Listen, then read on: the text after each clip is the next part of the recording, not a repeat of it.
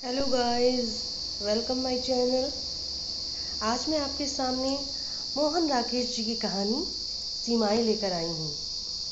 इतना बड़ा घर था, खाने पहनने और हर तरह की सुविधाएं थी, फिर भी उमा के जीवन में बहुत बड़ा अभाव था जिसे कोई चीज़ नहीं भर सकती थी। उसे लगता था वह देखने में सुंदर नहीं है। वह जब भी शीशे के सामने खड़ी होती तो उसके मन में झुंझलाहट भर आती। उसका मन होता कि उसकी नाक लंबी हो, गाल जरा हल्के हो, ठोड़ी आगे की ओर निकली हो, आंखें थोड़ा और बड़ी हो। परंतु अब यह परिवर्तन कैसे होता?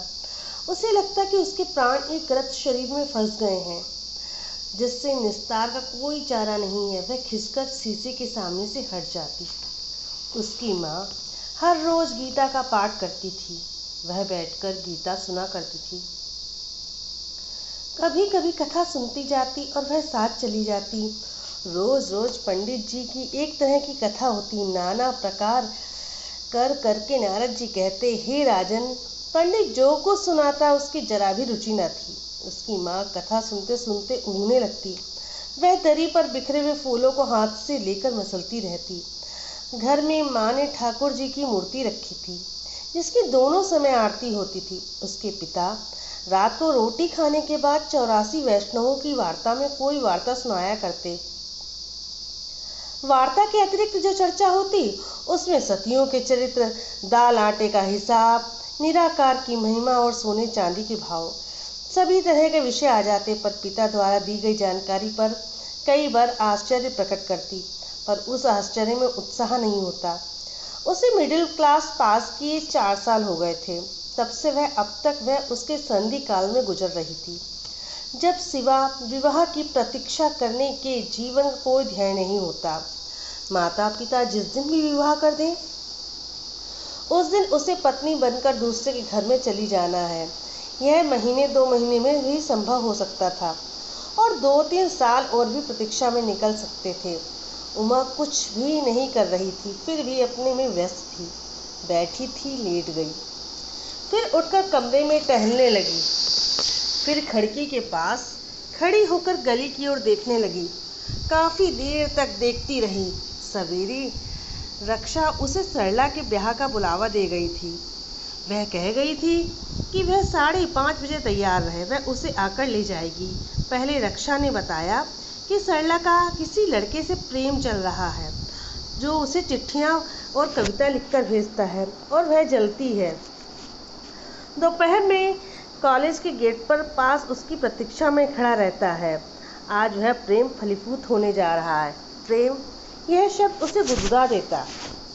राधा और कृष्ण के प्रेम की चर्चा तो रोज ही घर में हुआ करती थी, परंतु उस दिव्य और अलौकिक प्रेम के बखान से भी विभोर नहीं होती थी। परंतु वह प्रेम जिसकी उसकी सहेली के किसी लड़के से प्रेम था, यह और चीज़ थी। इस प्रेम की चर्चा होने का मतलब कि जामे सा हल्का आवरण स्नायुओं को छू लेता था।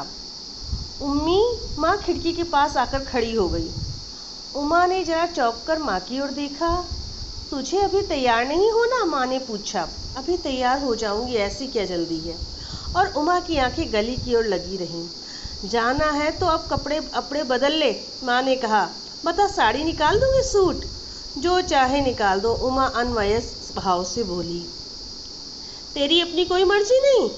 ऐसे मर्जी का क्या है, जो निकाल दोगी पहन लूंगी।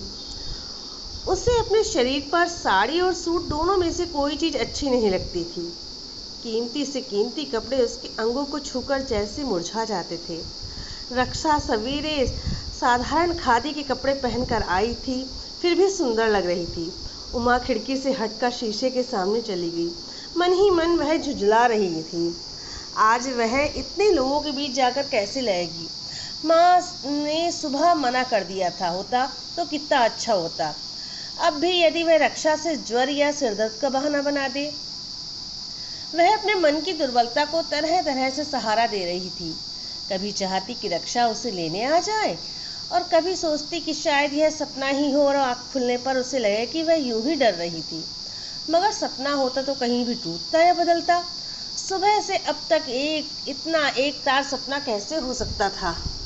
माँ ने सफ़ेद साटिन का सूट लाकर उसके हाथ में दे दिया। उमा ने उसे शरीर में लगाकर देखा, उसे अच्छा नहीं लगा, मगर उसका नया सूट वही था। उसने सोचा एक बार पहनकर देख ले, पहनने में क्या हर्ज है। सूट की फिटिंग बिल्कुल ठीक थी। उसे लगा कि उसके अंगों का भद्दापन और व्यक्त हो आया है। यदि उसकी कमर कुछ पतली और नीचे का हिस्सा जरा भारी होता तो ठीक था। यदि उसकी होश में उसका पुनर्जन्म हो जाए तो रक्षा ऐसा शरीर मिले तो वह एक सूट में कितनी अच्छी लगेगी। माँ वह लकड़ी का डिब्बा ले आई जो कभी उसकी फूफी ने उपहार में दिया था। उसमें पाउडर, क्रीम, लिपस्टिक और नेल पॉलिश कितनी ही चीज़ें थीं। उसने उन्हें कई बार सूंघा तो माँ पर अपने शरीर पर और उनके प्रयोग की कल्पना नहीं की। उसने माँ की ओर देखा, माँ मुस्कुरा रही थी। यह किस लिए लाई हो? उमा ने पूछा। तेरे लिए और किसके लिए? माँ बोली। ब्याह वाले घर नहीं जाएगी तो उसके लिए इसकी क्या जरूरत है? वैसे जाना लोगों में बुरा लगेगा। घड़ी दो घड़ी की ही तो बात है।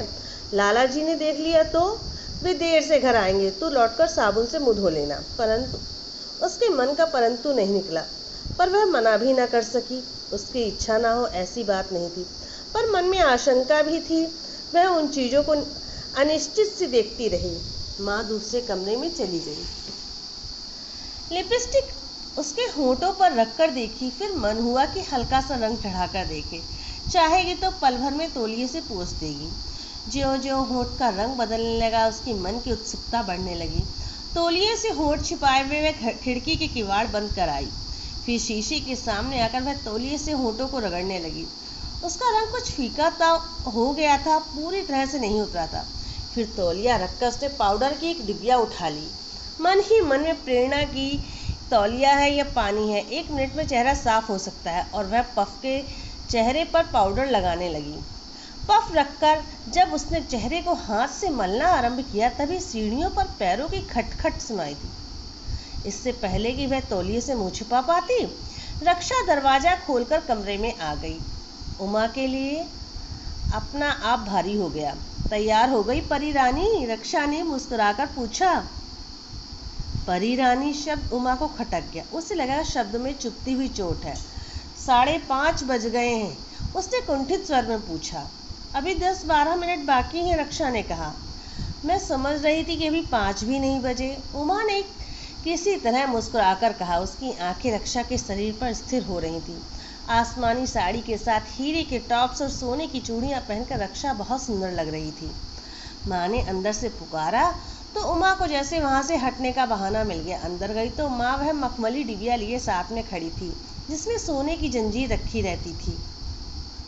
वह जंजीर माँ ने के ब्याह में आई थी और उमा के ब्याह में दी जाने के लिए संदूक में संभाल कर रखी हुई थी। माँ ने जंजीर उसके गले में पहना दी तो उमा को बहुत अजीब सा लगने लगा। रक्षा उधर आवाज़ दे रही थी, इसलिए वह माँ के साथ कमरे में आ गई। उसने बाहर आते ही रक्षा से चलने की जल्दी मचा दी।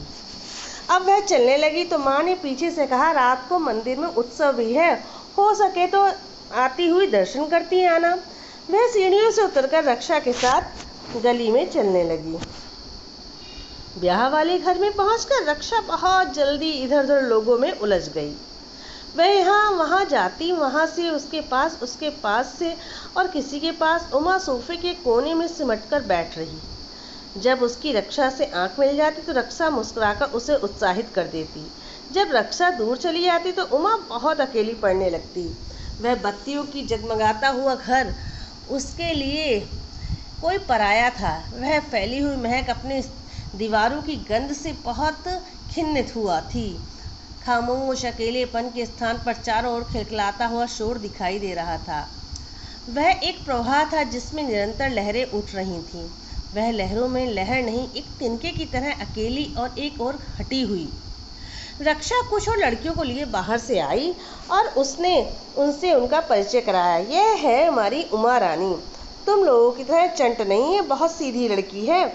उमा को इस तरह अपना परिचय दिए जाना अच्छा नहीं लगा, फिर भी वह मुस्कुरा दी। रक्षा दूसरी लड़कियों का परिचय कराने लगी। यह कांता है जो इंटर में पढ़ती है।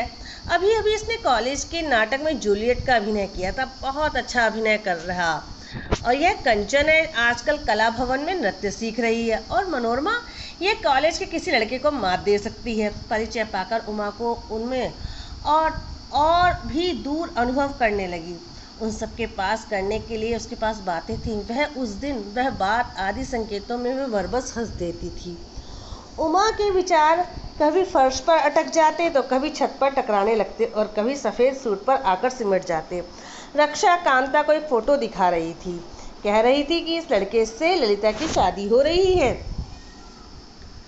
अच्छी लॉटरी है, कांता तस्वीर हाथ में लेकर बोली। एक दिन की भी जान पहचान नहीं और कल को पतिदेव होंगे। ललिता जी हमारे वे कहकर इनकी बात करेंगी। धन्य पतिदेव। कांता की बात पर उसके साथ उमा भी हंसती, पर वह बेमतलब की हंसी थी। उसे हंसने के लिए आंतरिक गुदगुदी का जरा भी अनुभव नहीं हुआ था। उसके स्नायु जैसे जकड़ गए थे, खुलना चाहते थे लेकिन खुल नहीं पा रहे थे।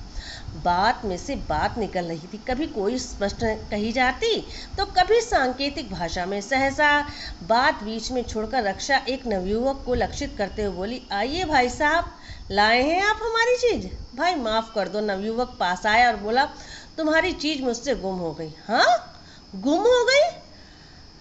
साथ आप नहीं गुम हो गए? रक्षा भ्रष्टता से बोली।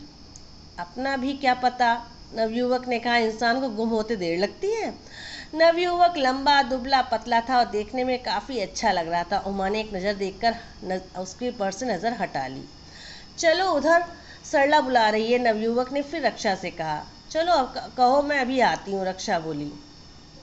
चलो भी अभी आती हूँ, कहकर रक्षा का हाथ पकड़कर उसने खींचा। रक्षा उसके साथ चली गई। कांता कंचन को बताने लगी कि उस लड़के का नाम मोहन है। वह सरला का चचेरा भाई है, एमए फाइनल में पढ़ रहा है। उमा ने इससे अधिक कुछ सुनने की आशा की, पर कांता वह बात छोड़कर मनो के फीते की प्रशंसा करने लगी। मनो का फीता बहुत सुंदर था। उसके बालों में सोने का क्लिप और नीले रंग के फूल भी बहुत अच्छे लग रहे थे। उसके ब्लाउज पर पारदर्शक कपड़ा बिजली के प्रकाश में किरणें छोड़ रहा था। कंचन मनो के कंधे पर झुककर उसके कान में कुछ फुसफुसाने लगी। उमा की आंखें झट दूसरी ओर हट गईं।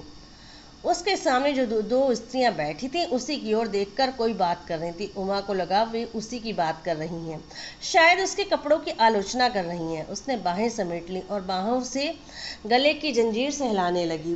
बाहर चल रही हो? मनु ने उससे पूछा। रक्षा किधर गई है? उसने पूछकर उमा और संकुचित हो गई। बाहर ही गई है, अभी देख कर आती हूँ, कहकर मनो कंचन और कांता के साथ उठ खड़ी हुई। वे सब बाहर चली गईं। उमा फिर बिल्कुल अकेली पड़ गई। उसके मन का बोझ बढ़ने लगा। वहाँ इतने अपरिचित लोगों की उपस्थिति, चहल पहल और सजावट, सब कुछ उसे बेगाना लग रहा था। यदि सहसा उसे सुनसान अंधेरे जंगल में पहुंचा दिया जाता तो वह चारों ओर बिल्कुल नीरवता होती तो उसे निश्चय ही सबसे ज़्यादा अच्छा लगता। परंतु वहाँ उस चुलबुलाहट, छेड़छाड़ और दौड़ धूप में उसकी तबीयत उखड़ रही थी। सहसा कमरों में कहा गूंज उठा। उमा चौंक गई। कोई ऐसी बात हुई थी जिस पर सब लोग हंस रहे थे। उसने सोचा कि वह भी हंस दे, परंतु वह चुप रही। हो सकता है उसी के बारे में कोई बात हुई हो। लेकिन जब हंसी का स्वर बैठ गया तब उसे अपने चुप रहने के लिए खेद हुआ, क्योंकि उसकी चुप्पी सबने लक्षित की थी। वह पश्चाताप से भर गई। बाजों का स्वर दूर से आ रहा था। इसने लोगों का अनुमान लगाया कि बारात आ रही है। कमरे की हलचल बढ़ गई। उमा को उस समय बहुत ही व्यर्थ सा प्रतीत होने लगा। उसके कानों में बाजी का स्वर गूंज रहा था और आसपास कुछ वाक्यों में टुकड़े मंडरा रहे थे। आओ बाहर, माधवी, ओ माधवी, हाय मेरा लाल रुमाल, रोती है तो रोने दे, नीना रानी ले बिस्कुट, मौली मिल गई पंडित जी, देख पीछे कितने लोग हैं, रुई फूल धूप मेवा, मोहनलाल, ओ मोहनलाल, देखा कैसा है, कुछ लंबा लगता है, आ मिठू, आ बेटा, जान ले ले तू बाबूजी की। एक एक करके सब लोग कमरे से बाहर चले गए। कुछ अपने आप आग्रह से चले गए और कुछ दूसरों के अनुरोध करने के साथ चले गए। केवल उमा उसमें अकेलेपन में घिरी हुई वहां बैठी रही। पहले क्षण तो अकेली रह जाने से अच्छा लगा, दूसरे क्षण उपेक्षित होने की टीस का अनुभव हुआ। फिर आत्मीयता दीप्त हुई, उसे भी बाहर जाना चाहिए, परंतु अगले क्षण इस अनुभूति में मुरझा गई कि बाहर जाकर वह अकेली पड़ जाएगी। इस भीड़ में उसके ना होने में कोई अंतर नहीं पड़ता। बैंड का स्वर बहुत कम आ रहा था और बाहर कोलाहल बढ़ रहा था। अंदर उमा के लिए समय के क्षण लंबे होते जा रहे थे और उसके हृदय की धड़कन मध्यम पड़ रही थी। तभी अचानक रक्षा बाहर से आ गई। क्यों रानी रूठ गई है क्या?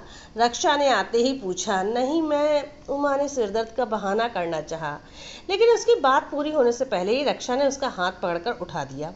बाहर चल, यहाँ क्यों बैठी है? वह बोली। बाहर अभी हम लोग दूल्हा के साथ एक तमाशा करने जा रही हैं। और कुछ कह सकने से पहले ही उमा बाहर भीड़ में पहुंच गई। यहाँ कंचन, मनु और कांता मिल गई। वे सब उसको साथ में सरला के कमरे में ले चली। सरला दुल्हन के वेश में बिल्कुल और लग रही थी। फूलदार जारजेट की साड़ी के साथ मोतियों के गहने उसकी गुलाब सी त्वचा पर बहुत खिल रहे थे। सरला उसकी ओर देखकर मुस्कुराई तो उसने होठों की सलवटें देखती रह गई। सरला के साथ कुछ शब्द भी कहे, परंतु वे शब्द कोलाहल में उसे सुनाई नहीं दिए। वह उत्तर में यूं ही मुस्कुरा दी। हालांकि अपनी वह व्यर्थ की मुस्कुराहट उसके हृदय में चुभ सी गई। 2 घंटे बाद जब रक्षा उसे उसके घर की गली के बाहर छोड़कर आगे चली गई, तब उमा के हृदय का वह चुभता हुआ अनुभव उसी तरह था जैसे कोई कांटा अंदर टूट कर रह गया हो। वह अपनी स्थिति का निर्णय नहीं कर पा रही थी। एक तरफ जैसे रक्षा, सरला, कांता, कंचन और मनोरमा खिलखिलाकर हंस रही थी, दूसरी तरफ वे दीवारें थीं जिनमें सटी हुई खिड़की के पास सवेरे धूप आती थी और दोपहर डलते ही अंधेरा होने लगता था। उसके साए में पूर्णिमा और एकादशी के व्रत रखने होते थे। वह जैसे दोनों ओर से दब रही थी और टूट रही थी। गली में जाकर उसने मंदिर की घंटियों की आवाज़ सुनी तो उसे माँ की बात याद आई। आज मंदिर में उत्सव है। उसके पैर अनायास मंदिर की सीढ़ियों पर बढ़ गए। वह अंदर पहुंचकर स्त्रियों की पंक्ति पर हाथ बांधकर खड़ी हो गई। आरती समाप्त होने का स्तोत्र पाठ आरंभ हुआ। उमा की आंखें मूंद कर लय में शब्दों का अनुकरण करने लगी। जब सीतावर वर सुंदर, जय जग सुखदाता, जय जग सुखदाता। परंतु मुंदी हुई आंखों के आगे रक्षा का खिलखिलाता हुआ चेहरा आ गया। फिर मोहन की बड़ी बड़ी आंखें, फिर एक के बाद एक कितनी ही आकृतियां सामने आने लगी। व्यंग्यपूर्ण मुस्कुराहटें, उपेक्षा भरी भौएं, सोफे का खाली कोना जोर जोर से बजता हुआ बाजा। उसने अपने आप को झटका दिया। दीन बंधु करुणामय, सब जग के त्राता। फिर हिलता हुआ पर्दा, पर्दे के पीछे बिजलियां, बिजलियों के प्रकाश में रक्षा, मोहन, सरला और दूल्हा के खिलखिलाए हुए चेहरे। उमा ने आंखें खोल ली। स्त्रोत का स्वर चारों ओर गूंज रहा था। बरसों से वह इस स्वर को सुनती आ रही थी, लेकिन फिर भी आज वह उस स्वर को कुछ उससे अपरिचित सा लग रहा था, जैसे उसके अंतर की गहराई में कुछ थोड़ा सा बदल गया हो। सहसा उसकी आंखें एक जगह टकराकर लौट आईं। भीड़ में एक नवयुवक उसकी ओर देख रहा था। उमा के शरीर में लहू का दबाव बढ़ गया। हृदय की गति बहुत तेज हो गई। उसकी आंखें केले के खंभों से हटकर सजी हुई सामग्री पर फिसलती हुई फिर वहीं टकराईं। वह अब भी उसी तरफ देख रहा था। उमा के लिए पैरों का संतुलन बनाए रखना कठिन हो गया। उसकी आंखें ठाकुर जी की मूर्ति पर पड़ी और जल्दी से ही हट गईं। उसकी पास कुछ लोग चलने लगे तो वह साथ ही चल दी।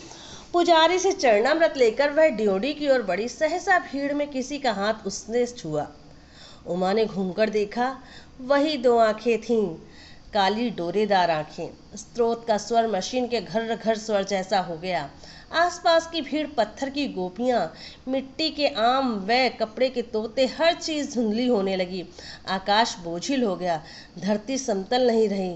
दिशाएं एक दूसरे से मिलकर ओझल होने लगी। प्रकाश रंग बदलने लगा।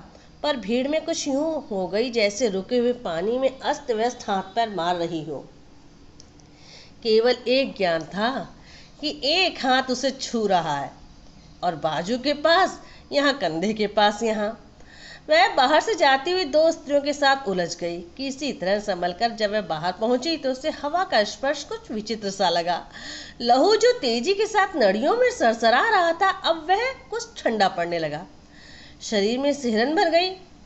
उसके कंधे के पास उस हाथ का स्पर्श जैसे अभी तक सजीव था। उसका मन हुआ कि वह जल्दी से घर पहुंच जाए और एक बार खिलखिलाकर हंस दे। वे असाधारण क्षण बिल्कुल नई सी अनुभूति छोड़ गए। यदि रक्षा उस समय उसके पास होती, वह हंसती हुई उसके गले में बाहें डाल देती और घसीटते हुए उसे अपने घर साथ कर ले जाती। उस स्पर्श को मैं बार बार छू लेने के लिए उमा का हाथ अपने कंधे के उसी भाग की ओर उठ गया। वह स्पर्श जैसे वह अपनी निश्चिंती की छाप छोड़ गया था। अचानक उसका पैर लड़खड़ा गया और वह रुक गई। उसका शरीर पसीने से भीग गया। अंधेरे गहरे गहरे रंग फैलने लगे। उस स्पर्श का आभास तो था वहाँ पर सोने की जंजीर गले में नहीं थी। आजकल हमारे समाज में जो लड़कियां हैं वो अपने आप को बहुत ज़्यादा सुंदर बनाने में लगी रहती हैं, लेकिन जो ईश्वर ने हमें बनाया है उसकी सुंदरता एक अलग ही सुंदरता है। उम्मीद करती हूँ कहानी आपको पसंद आई होगी। अगर ऐसा हो तो वीडियो को लाइक, सब्सक्राइब, कमेंट और शेयर कर दें। अभी तक बने रहने के लिए आपका बहुत बहुत शुक्रिया।